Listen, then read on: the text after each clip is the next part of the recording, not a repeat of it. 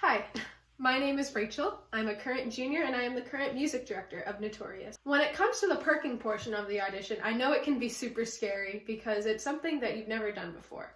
Perk, I know you've heard NOTEorious use that word a lot. It stands for vocal percussion. It's beatboxing. Everyone who auditions for the group has to perk as a part of their audition.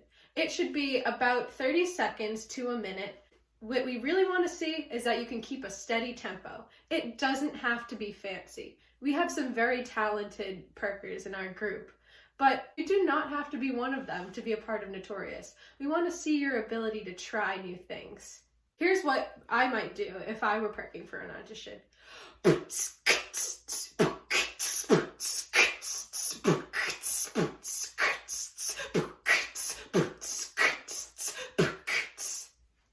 it your best try. In NOTEorious, we're not necessarily looking for the best singers. We're looking for the people who are going to work the hardest to learn and to grow. Hi guys, so I have a few audition tips for you is to stand up when you sing. And I say this because when you stand up, your airways are open, and this allows for better breath control and breath support, which will allow for a nice rich tone when you are singing in front of people. Hi guys, my name is Sam. I'm a senior and I've been singing tenor in NOTEorious for the last 4 years. Everyone has nerves, no matter who it is, has nerves. And sometimes people can let those nerves override how well they perform, and it can cause them to perform not as well as they want to. I've definitely done that plenty of times in my career. I still do it, and I'm sure you have too. It's just part of being human. But, one of the things that you can learn is how to control those nerves, because you can either let them control you negatively or positively. And it's, a hard thing to grasp around. How do you turn nerves into a positive thing? But it's important to know that nerves mean you care. We wouldn't be having nerves if you didn't care about what you were doing. And, that's what makes it so important to use for, a positive force while you're singing. Turn that into confidence. Turn that into knowing that that's the reason it's there is because you care so much about what you're doing. And just, take a deep breath and let that energy soak into how well you're going to sing.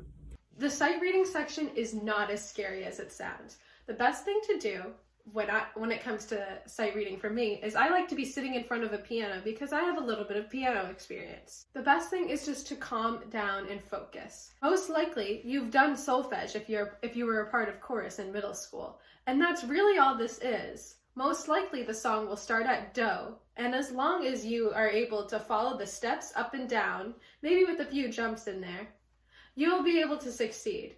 No one is expecting you to get an 100 on your sight reading. We're looking for people who try. You have 24 hours to turn in your sight reading, so my advice would be to do it right after the audition is over so that you turn it in on time and you don't have to worry about it for the rest of the night. When doing your sight reading, Ms. Kane and the other people who are adjudicating the audition have the ability to listen to what you are actually singing when you are doing your sight reading. I know when you're doing sight reading, it might be weird to think of what you're going to sing. Try singing with solfege or with numbers, or even if you are struggling with those, try doing like do. What you don't want to hear are ooh or ah, because that allows you to slide up and down between notes, which is a really poor singing technique. Crispness and diction are really important. Good luck!